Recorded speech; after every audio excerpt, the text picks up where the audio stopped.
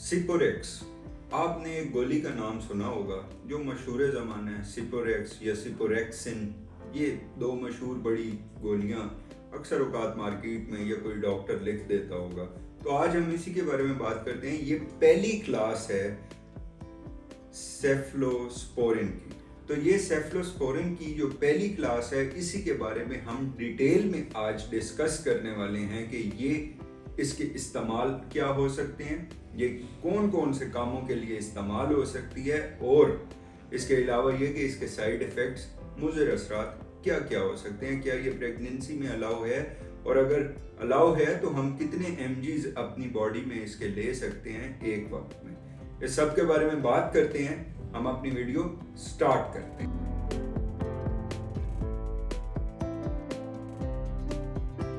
Cephalosporin, चूंकि ये एक सेल वॉल इनहिबिटर है, जो कि मैं पहले बता भी चुका हूँ। अगर आपने जाना है तो ये ऊपर आई कार्ड में आ रहा है, आप इसमें जाके देख सकते हैं कि सेफ्लोस्पोरिन्स होते क्या हैं और सेल वॉल इनहिबिटर्स क्या होते हैं। तो हम बात करते हैं अब मेन ये कि सेल वॉल इनहिबिटर्स यानी कि फर्स्ट जनरेशन ऑफ सेफ्लोस्पोरिन्स, इसमें कौन कौन सी ड्रग्स शामिल होती हैं। एक तो मशहूर ज़माना सेफ्लेक्सिन शामिल होती है और दूसरी सेफोड्रॉक्सिल। ये दो बड़ी मशहूर और मेजर ड्रग्स हैं जो कि इसके अंदर इस्तेमाल होती हैं। अब बात हम ये करते हैं कि इसके इस्तेमालात क्या क्या हैं। तो एक तो इस्तेमाल इसका ये है कि जो भी स्किन इन्फेक्शन है, स्पेसिफिकली ये स्किन के ऊपर इन्फेक्शन हो जाता है या स्किन के अंदर इन्फेक्शन हो जाता है हड्डी को छोड़ के, तो उसके लिए ये दवाई बहुत ही अच्छी और कारआमद इस्तेमाल हो सकती है। जख्मों को जल्दी सुखाने में ये दवाई कारआमद साबित हो सकती है।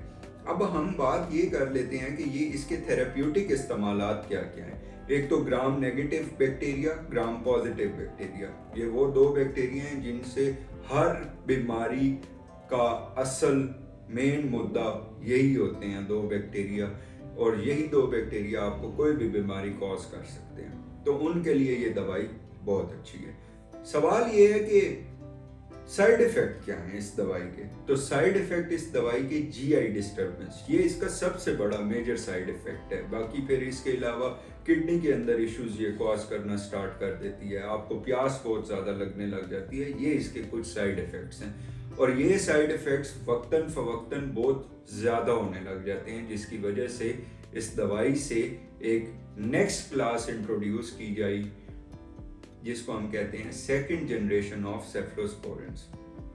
ये दवाई प्रेगनेंसी के अंदर इस्तेमाल की जा सकती है या नहीं की जा सकती, इसके बारे में आपने अपने फिजिशियन से लाजमी मशवरा लेना है। लेकिन अक्सर औकात चूंकि ये सुपरफिशियल प्रॉब्लम्स के लिए ज़्यादा इस्तेमाल की जा सकती है, तो हम ये वाली दवाई इस्तेमाल कर लेते होते हैं प्रेगनेंसी के अंदर। इसकी कॉमन डोजेज क्या हो सकती है, तो इस तरह है। सेफ्लेक्सिन ज़्यादातर यूज जो की जाती है, ये बच्चों के अंदर 125 mg, जवानों के अंदर 250 mg, और थोड़े जो बर्दाश्त कर लेते हैं जवान, उनके अंदर हेल्थ स्टेटस अच्छा हो तो 500, और अगर है इन्फेक्शन बहुत ज़्यादा तो 1 ग्राम तक हम जा सकते हैं। ये थी आज की हमारी वीडियो। अगर आप पेनिसिलिन जो इससे पहले इंट्रोड्यूस हुई थी उसके बारे में जानना चाहते हैं तो यहाँ पे क्लिक कर लें। अगर आप ये जानना चाहते हैं कि सेफ्लोस्पोरिन की सेकंड क्लास क्या है तो यहाँ क्लिक करें। थर्ड क्लास के बारे में जानना चाहते हैं यहाँ क्लिक करें। फोर्थ के बारे में यहाँ पे क्लिक करें। That's it. Thank you so much. अपना ख्याल रखें। अल्लाह हाफिज़।